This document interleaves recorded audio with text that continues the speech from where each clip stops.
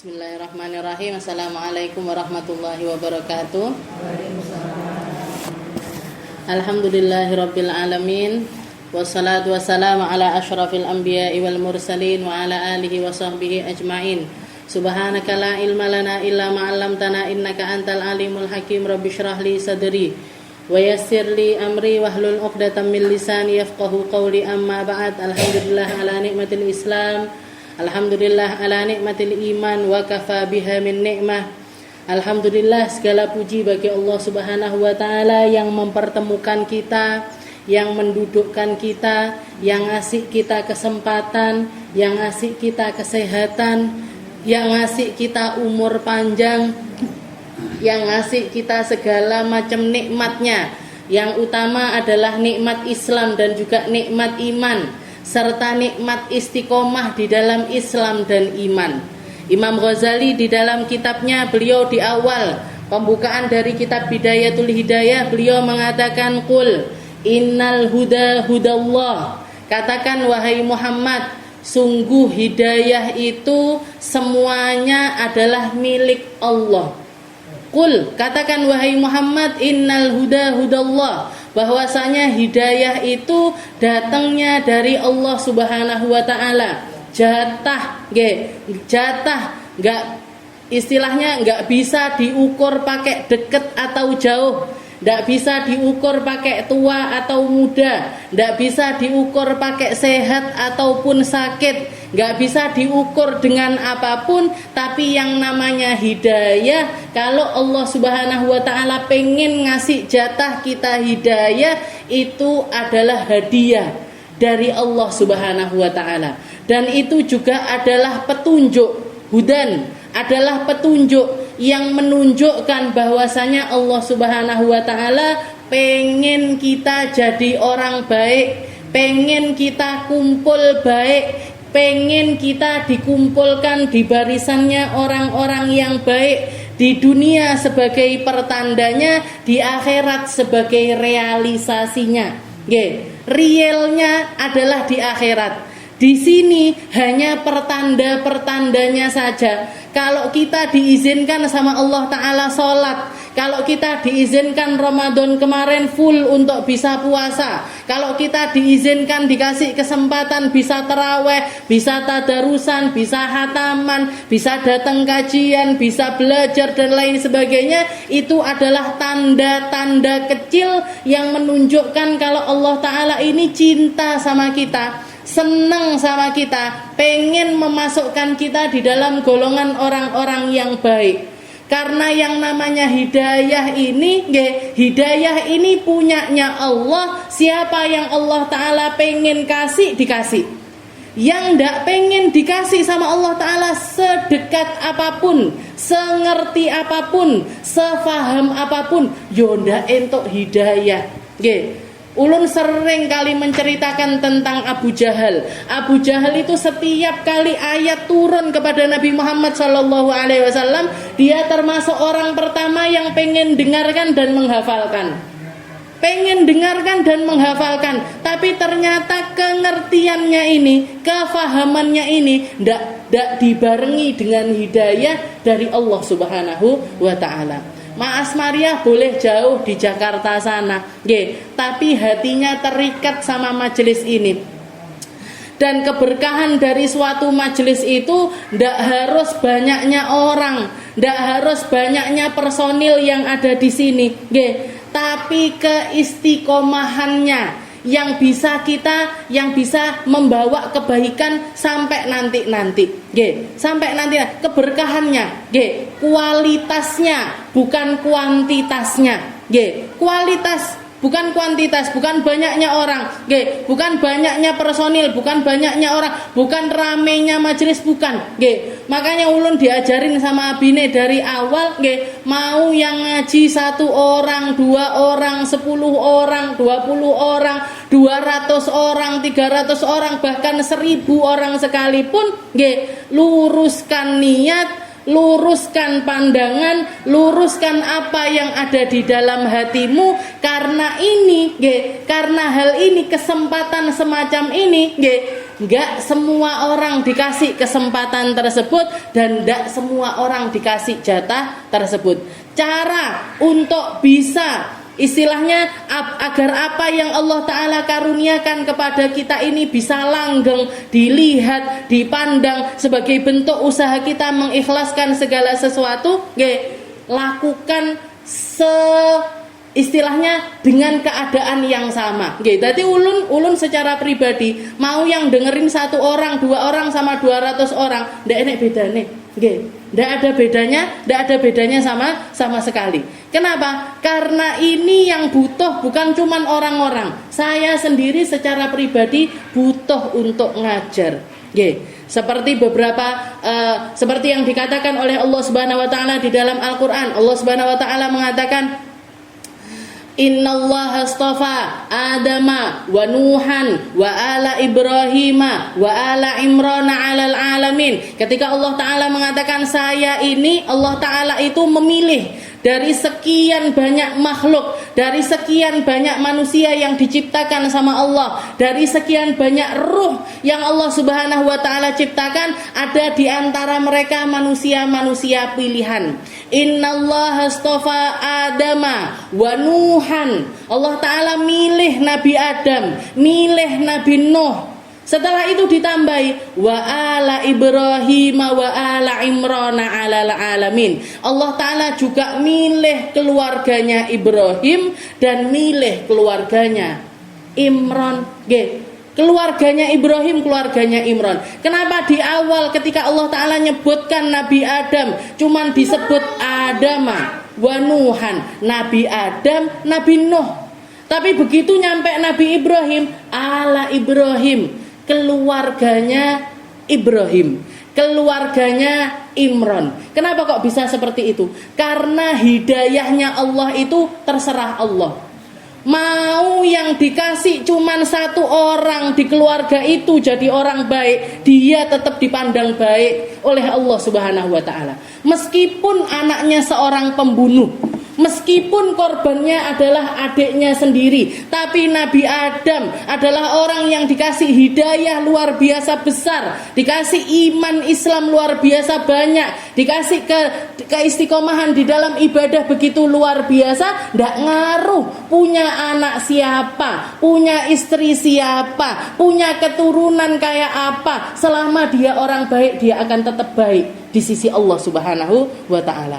Wa Nuhan, ketika menyebutkan Nabi Nuh juga disebut Nabi Nuh aja, yang disebut adalah Nabi Nuh saja. Kenapa? Salah satu putranya juga enggak jadi orang yang beriman. Bahkan ketika Nabi Nuh melihat putranya tenggelam, digulung oleh ombak, Nabi Nuh mengatakan, ya Allah, bukankah anakku ini termasuk keluargaku, dan engkau telah menjanjikan bahwasanya keluargaku ini nanti semuanya akan terjaga dari azabmu.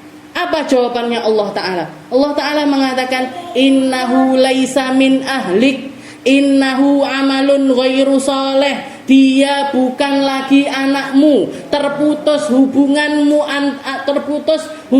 antara dirimu dengan putramu. Meskipun darahmu ada di dalam dirinya, dagingmu ada di dalam dirinya, kamu yang didik dia, kamu yang besarkan dia, tapi selama dia tidak jadi orang yang dikasih hidayah sama Allah Ta'ala dan tidak istiqomah di dalam menjalankan apa yang menjadi warisan orang tuanya, innahu laisa min ahlik. Keputus. Kamu di surga, dia di neraka. Kamu di tempat yang indah, dia di tempat yang mengerikan.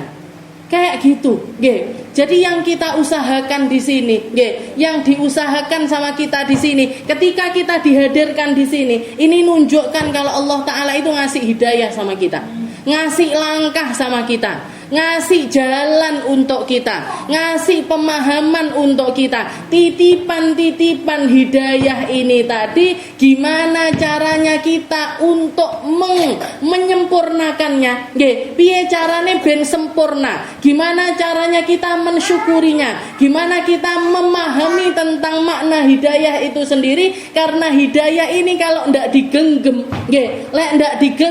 kalau ndak kita kuatkan diri kita, lepas lepas. Makanya salah satu doa yang diajarkan oleh Allah Ta'ala di dalam Al-Quran, Rabbana la tuzigh qulubana ba'da idh hadaitana wa hab lana min ladunka rahmah. Gitu.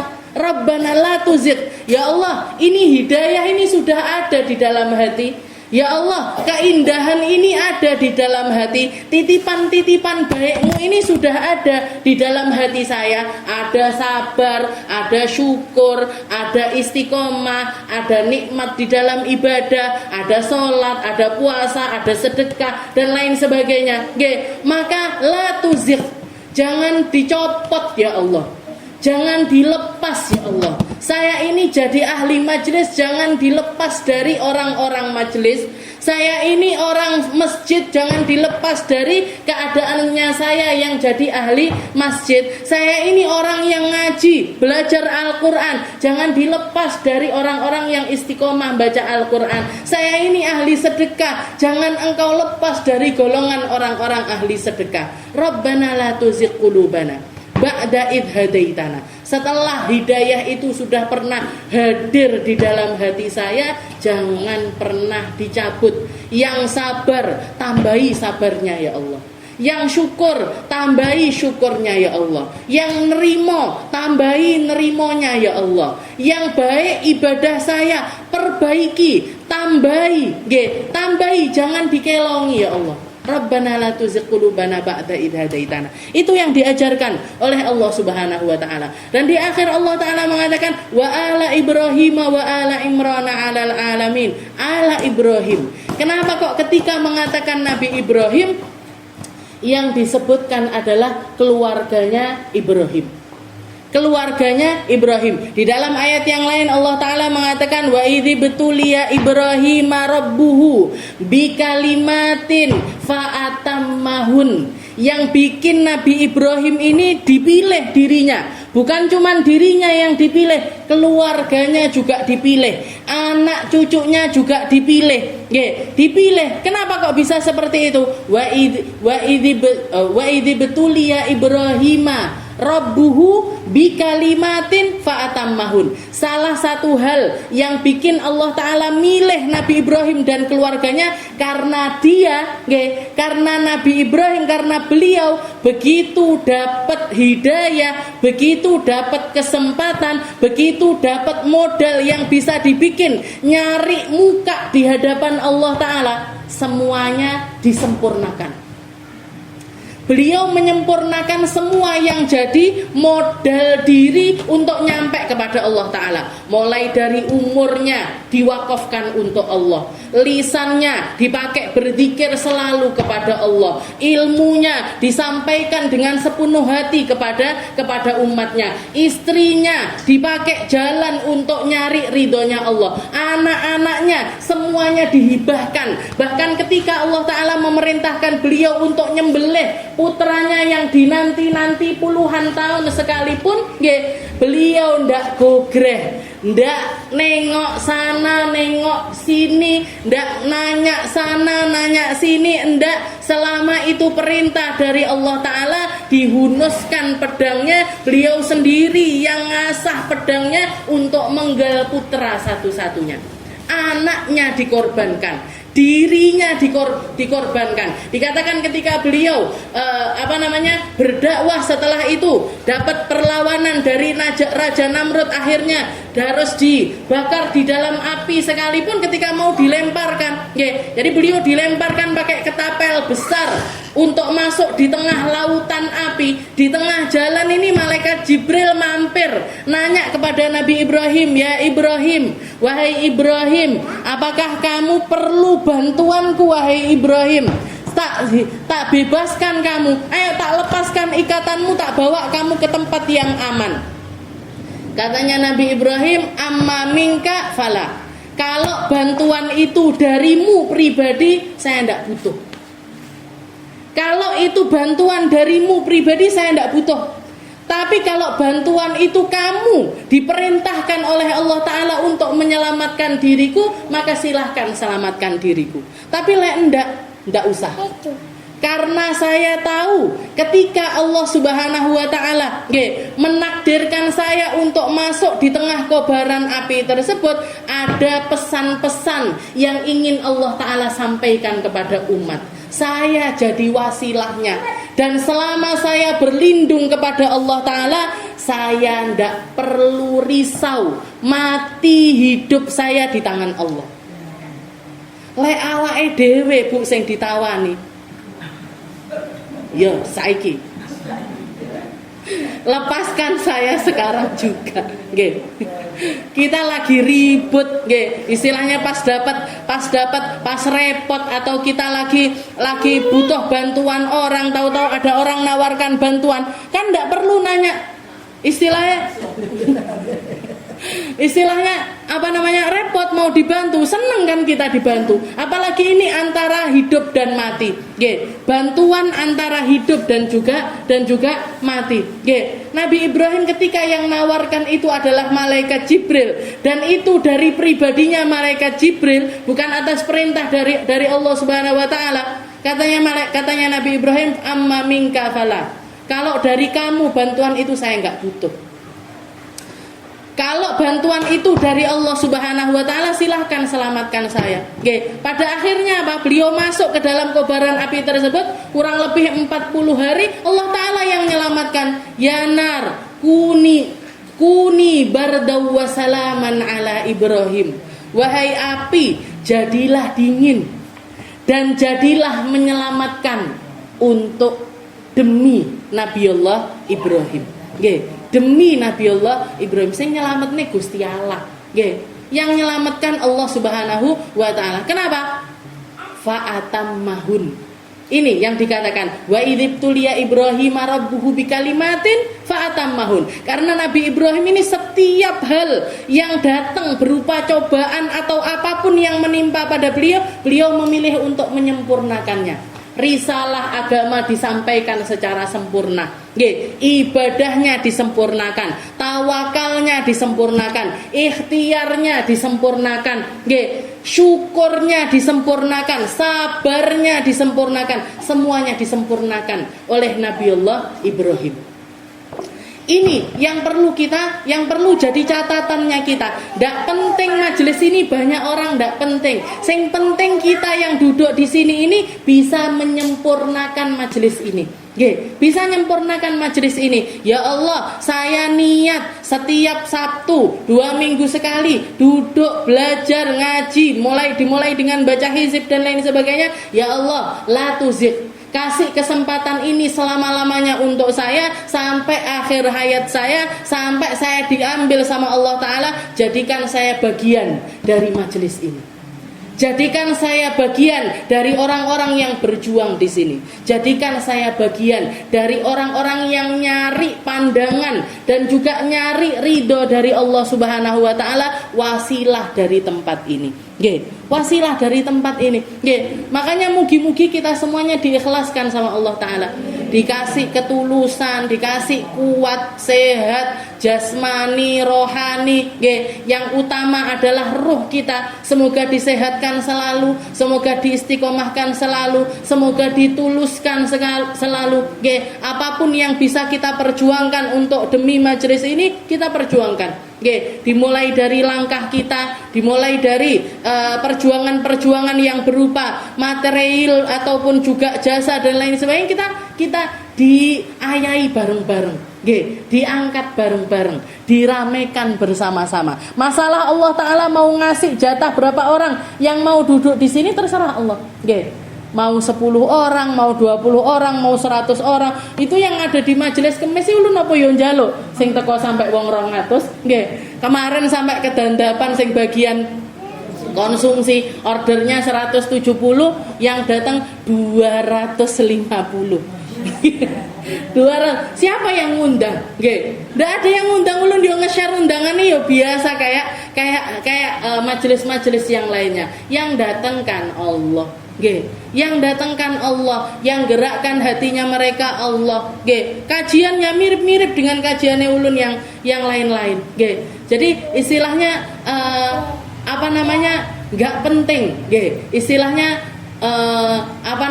tempatnya di mana, sama siapa dan lain sebagainya. Tapi yang terpenting itu kitanya bagaimana. Kitanya ini bagaimana? Setelah kita ngaji, setelah kita belajar, setelah kita mentadaburi ayat ataupun hadisnya Nabi Muhammad sallallahu alaihi wasallam, piye? Hati, getaran hati kita itu bagaimana? Cara fikir kita itu bagaimana? Ibadah kita bagaimana? Salat malamnya kita tambah baik apa enggak? Jamaahannya kita tambah baik apa enggak? Lisan kita semakin baik apa enggak? Yang keluar dari lisan ini nyenengkan orang apa bikin sakit hati orang? Itu yang paling penting. Itu yang paling penting. Karena semuanya kembali lagi kul innal huda hudallah. Sungguh semua hidayah itu 100% milik Allah Subhanahu wa taala. 100% punyanya Allah. Orang sedekat apapun tempatnya dengan majelis, bahkan mungkin adep-adepan lawange karo majelis, tapi lek ndak diundang, kalau ndak dikasih hidayah, kalau ndak dikasih langkah, ndak teko. Mas Maria jauh di Jakarta, tapi ben YouTube ulun metu, disimak, dirungokne. Jadi ini secara pribadi, istilahnya nguatkan kita sendiri. Ulun ketika bikin YouTube kenapa? Apa pengen terkenal, apa pengen biar didengar orang? Boten, mek nuruti mak-mak yang ustazah cuti lahiran, ndak bisa hadir majelis. Oh iya, tak rekamkan nanti didengarkan di rumah. Ustazah kalau pagi ada yang paginya repot, ada yang malamnya repot, ada yang siangnya repot. Terus mek nuruti mak-mak iku tok, mek. Nuruti mak-mak katanya mereka sama masak-masak, dengarkan. Iya. Berapa orang yang dengarkan 10 orang, 15 orang terserah. Terserah, istilahnya itu semuanya punyanya Allah. Itu semuanya adalah dan ulun secara pribadi butuh. Ulun secara pribadi butuh untuk nyampaikan ilmu. Karena di dalam salah satu hadis Sayyidina Abu Hurairah ketika meriwayatkan satu hadis, yang dikatakan Rasulullah mengucapkannya hanya berdua bersama dengan Nabi Muhammad sallallahu alaihi wasallam, Nabi Muhammad sama Abu Hurairah. Abu Hurairah diceritani sama Nabi Muhammad, ya Abu Hurairah, idza jaa yaumal qiyamah, wahai Abu Hurairah, nanti ketika datang hari kiamat, orang yang pertama kali dipanggil sama Allah Ta'ala, yang pertama adalah mereka-mereka yang dapat titipan ilmu, yang dapat titipan Al-Quran, yang dapat titipan syariat. Istilahnya gampangnya zaman sekarang, tahu mondok, tahu sekolah agama, pernah nimba ilmu agama dari ulama-ulama kita. Orang pertama yang didatangkan, kelompok pertama yang didatangkan ulama, wal qurra, dan para ahli Al-Qur'an. Setelah itu yang kedua adalah para agniya, orang-orang kaya yang dititipi harta oleh Allah Subhanahu wa taala. Golongan ketiga adalah mereka-mereka yang mati di jalannya Allah, yang jihad, berlumuran darah, mati di medan peperangan. Ditanya sama Allah Ta'ala, wahai ulama, kamu ini ngajar untuk apa? Ilmumu dari mana? Kamu pakai untuk apa? Mereka mengatakan, ilmuku darimu ya Allah. Saya ajarkan kepada umat ana al-laili wa ana an-nahar. Siang malam saya ngajar, siang malam saya mendidik umat, siang malam saya ngajarkan Al-Quran kepada umat. Katanya Allah Ta'ala, benar ilmumu dariku, benar apa yang kamu dapatkan adalah dariku. Karena kalau ulun lihat sendiri, kalau saya melihat biografi, istilahnya ngelihat ke belakang, yang nakdirkan saya mondok niku Gusti Allah. Setelah lulus SD, abine dapat hidayah untuk nyekolahkan agama, untuk masukkan ke pesantren, milih satu pesantren yang terlindung dari pandangan orang laki-laki dan lain sebagainya. Gak ada andil saya sama sekali. Gak ada andil saya pengen mondok di sini apa golek dhewe, enggak. Mek melaku tak ngikuti takdir Gusti Allah. SMP, menyelesaikan SMP di Dalwa, menyelesaikan SMA di Dalwa, dapat jatah lagi, dapat nikmat lagi, dapat tambahan ilmu lagi, bisa berangkat ke Hadramut 2 tahun ngaji sama Habib Umar. Sing nglakokne sinten? Bukan saya, Gusti Allah. Istilahnya Allah Ta'ala, berapa banyak orang yang pengen mondok Engko sing bapake ndak oleh mondok, nanti neneknya yang ndak boleh mondok, orang tuanya pengen anaknya mondok, anaknya sing ndak gelem mondok, gitu. Kasusnya macam-macam. Nggih, berarti nopo? Jatah. Nggih, jatah. Nggih, jatah. Ilmu itu tadi jatah dari Allah Subhanahu wa taala. Benar ilmumu dariku. Tapi yang kamu katakan kamu ngajarkan umat karena aku, itu semuanya bohong. Kamu ngajarkan karena nyari kehormatan, kamu ngajar karena nyari bayaran, kamu ngajar karena ini itu dan lain sebagainya. Fannaru aulabik, silahkan, neraka lebih layak menjadi tempat dirimu. Nggih, ini ulama. Nggih, ulama dimasukkan ke dalam neraka pertama kali. Setelah itu yang kedua adalah para agniya, orang-orang kaya, yang katanya mereka atasaddaqu bihi ana al-laili wa ana an-nahar. Saya sedekah siang malam ya Allah. Ngasih makan orang, ngasih minum orang, ngasih pakaian orang, ngasih tempat tinggal untuk orang dan lain sebagainya. Karenamu ya Allah. Katanya Allah Ta'ala kadzabta. Wa qalatil malaikah kadzabta. Allah Ta'ala mengatakan kamu bohong. Bahkan seluruh malaikat mengatakan kamu adalah seorang pembohong. Kamu sedekah bukan karena aku, kamu sedekah karena minta pandangan ini itu dan lain sebagainya. Fannaru aulabik, neraka lebih layak untuk dirimu. Yang ketiga, para mujahid fisabilillah, orang-orang yang jihad di jalannya Allah Ta'ala, yang berjuang menegakkan kalimatullah, mereka mati di medan perang, digitukan juga sama Allah Ta'ala. Fannaru aulabik, neraka lebih layak untuk dirimu. Jadi katanya Nabi Muhammad, 3 golongan ini nanti yang akan menjadi bahan bakarnya api neraka yang pertama kali. Setelah itu dikatakan ketika hadis ini nyampe kepada Sayyidina Muawiyah, salah seorang sahabat yang lainnya, katanya Muawiyah, ini untuk orang-orang yang sudah berjuang. Terus piye nasibe wong-wong sing ndak gelem berjuang? Yang punya ilmu tapi ndak mau ngajarkan ilmunya, yang ngerti Al-Qur'an tapi ndak mau ngajarkan Al-Qur'annya, yang punya harta tapi pelit sama hartanya, hanya dipakai untuk keegoisan dirinya sendiri, ndak pernah mikirkan umat sama sekali. Sing penting aku warak, sing penting aku gawe kelambi apik, sing penting aku nenteng tas bagus, yang penting kendaraanku bagus. Ndak penting orang mau lapar, mau kenyang, orang mau punya baju, mau endak, orang mau kedinginan, mau kepanasan, ndak peduli saya. Terus gimana nasibnya orang-orang yang tidak berjuang sama sekali? Kalau nasibnya para pejuang aja semacam ini, terus nasibnya sing tidak berjuang piye? Jadi istilahnya perlu, para ulama perlu untuk nyampaikan ilmunya, para agniya perlu untuk menyedekahkan hartanya, para pejuang perlu untuk memperjuangkan dirinya untuk kemaslahatan agama ini. Jadi kita semuanya butuh untuk berjuang. Entah itu pakai pikiran, entah itu pakai jasa, entah itu pakai lisan, entah itu pakai diem bahkan, pakai diem. Kalau kita tidak bisa ngomong bagus, katanya Nabi Muhammad, diem. Ngelihat ada orang gerumbul-gerumbul melakukan kebaikan, gerumbul-gerumbul kumpul-kumpul untuk kebaikan, kita tidak bisa gabung sama mereka misalkan. Ndak bisa ngikut baik, minimal nopo? Ndak nyelatu, minimal itu ndak nyelatu. Istilahnya, tapi yang namanya perjuangan mesti enak ae. Tukang-tukang nyelatu niku pancen pasti diadakan sama Allah Ta'ala untuk ngetes, untuk ngetes ini tulusnya seberapa, ini ikhlasnya seberapa, ini benar pengen berjuang atau tidak. Makanya kita duduk di sini, ngalap barokah dari Imam Ghazali, ngalap barokah dari para penghafal Al-Quran yang tinggal di sini, ngalap barokah dari para dermawan yang mendermakan hartanya untuk wakaf di sini.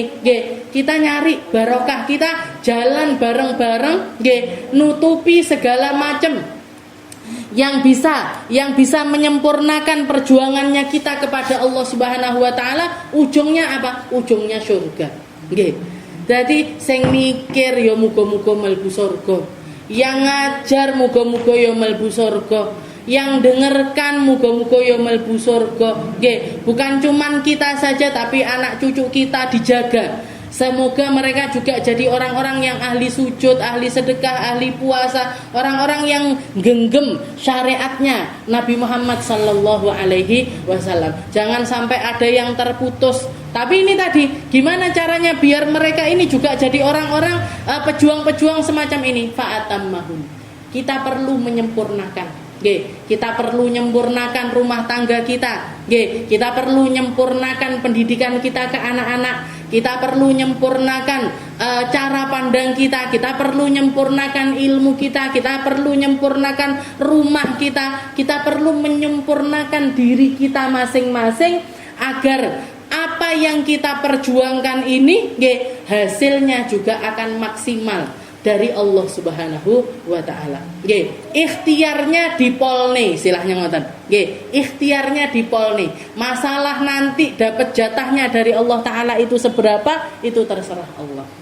Itu terserah Allah. Mugi-mugi majelis ini majelis yang dipandang sama pandangan rahmat dan ridho dari Allah Subhanahu wa taala. Dan semoga kita semuanya disehatkan, dikasih panjang umur semuanya, koyok Mas Maria panjang umur, sehat, sehat, bisa mandang dengan pandangan yang indah, pandangan yang diajarkan seperti pandangannya Nabi kita Nabi Muhammad sallallahu alaihi wasallam. Dan mugi-mugi kampungnya awake dhewe panggah dadi kampung sholawat terus, sampai anak cucu kita, sampai orang-orang setelahnya kita, generasi-generasi lanjutannya kita, mugi-mugi tetap jadi orang-orang yang ahli sholawat.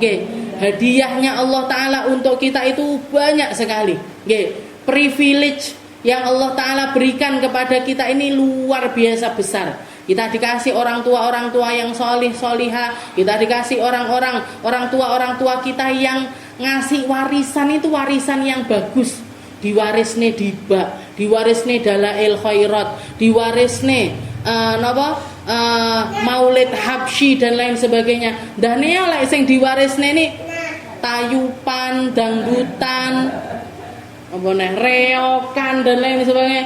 Orang ndak karu-karuan awake dhewe. Cara kita untuk jaga ini kan, jaga agamanya anak-anak kita ini akan lebih sulit lagi. Kampungnya awake dhewe Masya Allah luar biasa. Sampai ulun 3 kali ini datang mahasiswa dari UIN itu neliti kegiatan-kegiatan yang ada di kampung dalam. Kemarin terakhir juga ada sekelompok anak-anak 9 datang ke rumah minta izin mau neliti burdah juniornya ulun. Burdah junior setiap malam minggu anak kecil-kecil niku baca burdah anak-anak itu diteliti sama mereka. Terus hadrohnya kita kemarin Kemis itu di foto-foto itu buat dokumentasi, mereka penelitian. Sama yang satu lagi mau diteliti TPQ. TPQ ini harap diteliti. Ulun cerita nih amalia-amalia yang lain yang ada di sini, ada Jumat sore, ada Jumat subuh, ada malam Jumat, ada malam Rebo dan lain sebagainya. Waduh, Ustazah, saya kayaknya tambah repot ini mau neliti. Banyak banget yang bisa diteliti dari kampung sak cuplik niki. Jadi kampungnya awake dhewe luar biasa. Tapi kenikmatan luar biasa ini jaganya juga harus luar biasa. Jogone, gegeme, karena lek enggak digenggam cepot. Kalau enggak digenggam lepas. Kalau kita ndak mewariskan itu pakai, jadi istilahnya gini, tutur-tuture awake dhewe nggih kudu maksimal. Lek didik anak ya kudu maksimal. Kalau ngikhtiari mereka dengan dalam segala sisi, dimulai dari pendidikannya mereka, makannya mereka harus kita pastikan pakai makanan yang halal. Bahkan para ulama mengatakan kewajiban pertamanya orang tua, kewajiban pertamanya orang tua begitu punya anak yang lahir itu apa kewajibannya mereka? Bukan ngajarin sholat, dong bayi iki diwarai sholat ndak iso. Kewajiban pertamanya kita adalah memastikan mereka dapat makanan-makanan yang halal. Makanan yang halal, goleke halal, dicarikan di tempat yang halal. Apalagi kalau di tempat yang banyak kegiatan agama semacam ini, ndak mek halal tapi nggih barokah. Ini makanan-makanan dari masjid pian dulang nih karo bocah-bocah cilik-cilik. Kitanya ndak usah makan, yo makan titik tapi nggih. Bocah cilik-cilik kuwi sing akeh. Nggih, dikasih barokahnya makanan yang halal, barokahnya dari doanya majelis dan lain sebagainya, nggih. Dimaksimalkan itu semuanya biar warisannya Allah Ta'ala ini terus bisa langgeng sampai ke anak cucu kita. Apa ndak seneng pian kalau kita sekarang masih nemukan dibaan kok generasi sekarang ini kan bakalnya mati kabeh. Bakalnya kan juga semuanya meninggal. Kalau sudah ndak ada yang penerusnya siapa? Yo anak cucu kita. Iki saiki ulun kok bakalnya mati. Terus sing ngaji Muhammad. Iya. Sama kakaknya, sama adiknya gitu. Pengennya kan kita seperti itu terus. Tapi ya itu tadi fa'atammahum. Hidayah dari Allah Ta'ala ini apa yang Allah Ta'ala berikan kepada kita ini kita maksimalkan. Dimaksimalkan ikhtiarnya, dimaksimalkan doanya, dimaksimalkan segalanya agar Allah Ta'ala menyempurnakan apa yang kita miliki. Ujungnya mana? Syurga yang juga disempurnakan kenikmatannya oleh Allah Subhanahu wa taala. Allah Taala ketika bikin segala sesuatu rinci. Makanya di dalam satu riwayat Allah Taala ketika menciptakan alam semesta ini, Allah Taala menciptakan selama 6 hari. Apa ndak bisa kun fayakun dadi? Bisa. Tapi Allah Taala pengen mendetailkan, pengen bikin itu secara terperinci. Biar umat ini tahu bahkan Allah Ta'ala yang maha sempurna sekalipun ketika bikin segala sesuatu itu disempurnakan. Disempurnakan sedikit demi sedikit selama 6 hari baru selesai segalanya. Karena Allah Ta'ala pengen memperlihatkan kepada kita kesempurnaan di dalam segala sesuatu. Nikmat di dalam surga itu kabeh sempurna. Makanya ibadahnya kita harus kita sempurnakan, khusyuknya kita harus kita sempurnakan, zikirnya kita sempurnakan, disempurnakan. Baca istilahnya dimulai dari ngikuti, dimulai dari melok istilahnya melok, sampai ke tingkat faham, ngerti, sampai ujungnya nanti apa? Ujungnya hal-hal ini ngeresep ke dalam hati-hati kita. Makanya salah satu hadisnya Nabi Muhammad, man qala la ilaha illallah sidqan min qalbi. Barang siapa yang melafadzkan sekali aja la ilaha illallah. Kalimat simpel yang hari-hari kita baca. Zikir afdolud zikir yang paling afdol. Tapi gimana la ilaha illallah yang seperti apa yang bikin hamba itu bakalan masuk ke dalam surga? Sidqan min qalbi, yang rasuk dari dalam hatinya. Yang kalimat itu benar-benar dia menyadarinya, memahaminya, mentadaburinya dari lubuk hatinya yang paling dalam, dan paham bahwasanya saya ini punyanya Allah, semua hal ini punyanya Allah, takdir saya di genggamannya Allah, semuanya. Baik buruknya keadaan saya semuanya dari Allah. Baru kalimat la ilaha illallah tersebut akan menjadi kalimat la ilaha illallah yang sempurna. Mugi-mugi sehat sedoyo, mugi-mugi istiqomah sedoyo, mugi-mugi dikasih panjang umur fi taatillah wa fi taati Rasulillah, dalam ketaatan kepada Allah, dalam ketaatan kepada Rasulullah, dalam ketaatan kepada orang-orang yang kita memang harus taat kepada mereka, orang tua kita, suami kita, mugi-mugi semuanya dapat kesempurnaannya iman dan juga Islam, dapat kesempurnaannya ibadah yang sesungguhnya kepada Allah Subhanahu wa taala, dan ujung-ujungnya kita dapat yang namanya husnul khotimah, kematian yang baik, kematian yang indah, kematian yang penuh dengan ridho dan juga rahmat dari Allah Subhanahu wa taala. Ala hadhihi niyyah wa ala niyatin salihah wa ila hadratin Nabi Muhammad sallallahu alaihi wasallam bisirril Fatihah.